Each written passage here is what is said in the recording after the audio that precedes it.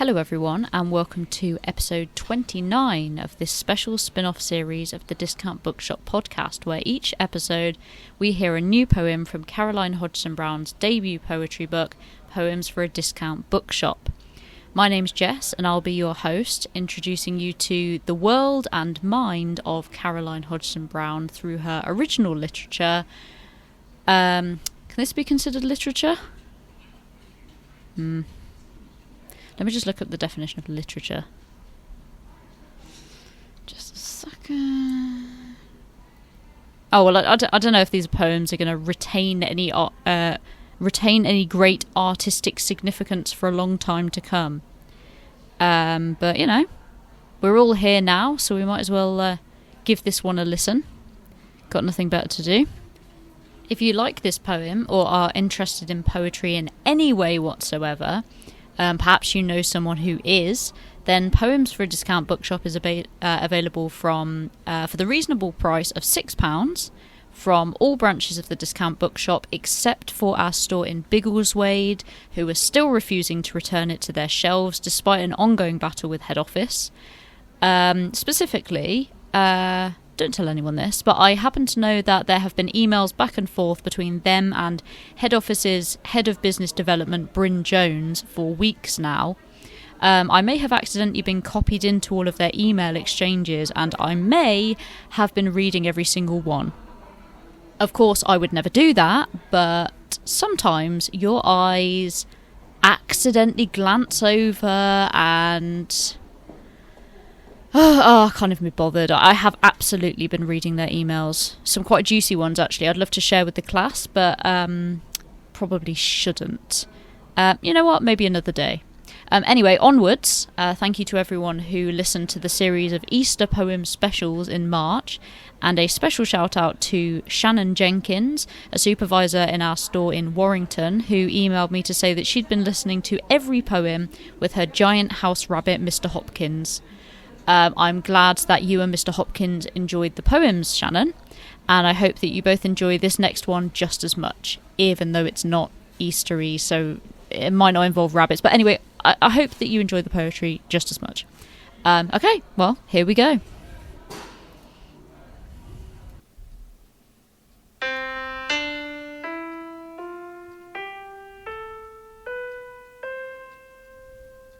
Poems for a Discount Bookshop by Caroline Hodgeson-Brown. Poem 29, The Sewing Room.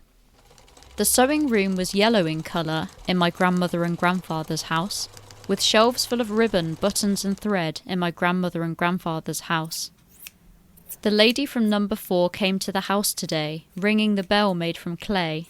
She'd come for a dress, 2 coats and a vest, all made the very same day. My grandmother worked her magic each day from noon until night. Mornings were saved for baking fresh bread, something I could never get quite right. Grandfather measured and organised stock, and each week they would go on a trip to see what was new in the sewing shop, perhaps a tie, bow or a zip. The sewing room was more exciting each time I went around, with colours which went on forever. My favourite was the fabric high up on the shelf, black and white striped, like a zebra. I loved how the stripes were not quite stripes, and instead were curvy and fun, almost symmetrical, but not quite enough, for the man from number 71. I went round one day for orange juice and cake to see what fabrics were new, but to my dismay the zebra fabric was gone, and I didn't know what to do.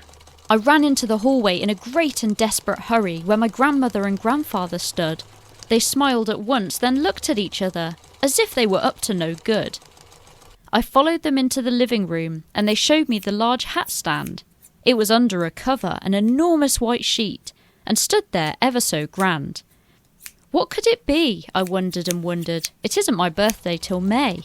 I closed my eyes while they whisked away the sheet, and when opening, didn't know what to say. "The zebra fabric!" I shouted, relieved. "Whatever did you do?"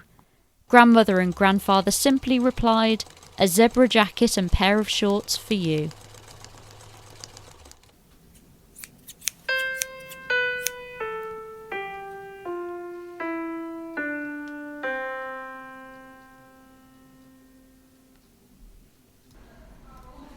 Well, that was The Sewing Room by Caroline Hodgeson-Brown. Really lovely one, that, actually. I found that very descriptive.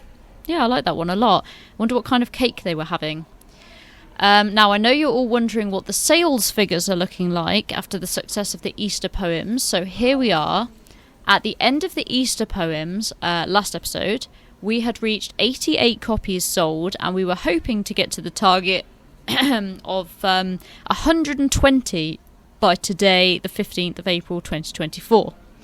Well, I'm very pleased and honestly shocked, if I'm honest, to announce that we have surpassed expectations and have reached a total of a whopping 146 copies of Poems for a Discount Bookshop sold.